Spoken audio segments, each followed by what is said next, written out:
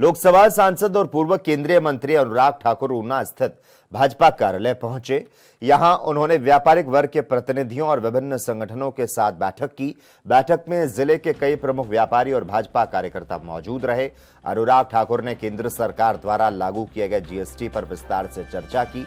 उन्होंने कहा, जीएसटी देश के आर्थिक ढांचे में ऐतिहासिक सुधार है, जिसने पूरे देश के बाजार को एक सूत्र में पिरो दिया। इससे व्यापारिक प्रक्रियाएं आसान हुई, टैक्स प्रणाली पारदर्शी बनी और भ्रष्टाचार की संभावना पर अंकुश लगा है।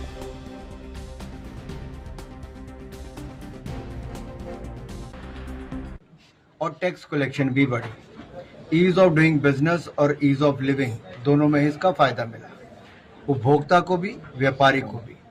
और ट्रांसपोर्ट का समय भी इसमें कम लगा। ऑक्ट्राई पोस्ट बंद हो गई, दाम वस्तुओं के गिरे।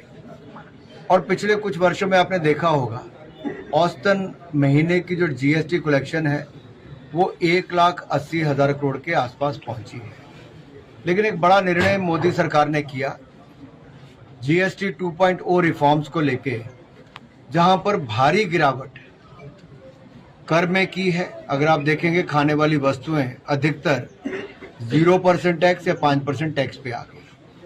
सीमेंट 28% टैक्स लगता था जीएसटी, आज वो 18% पे आ गया। इसी तरह से गाड़ियां 28% से 18% पे, जो छोटी गाड़ियां हैं, बाइक्स हैं 350 सीसी के नीचे, उनका अब दाम 1.5 लाख रुपए की गाड़ी का कम हुआ। मोटरसाइकिल का 20-25 हज़ार रुपये दाम कम हुआ। इसी तरह से ही जो शैम्पू, सोप, बाकी सब सामान है, इनके भी एकदम से टैक्स कम करके 5% तक कर दिया है। तो आम आदमी के दिनचर्या में इस्तेमाल होने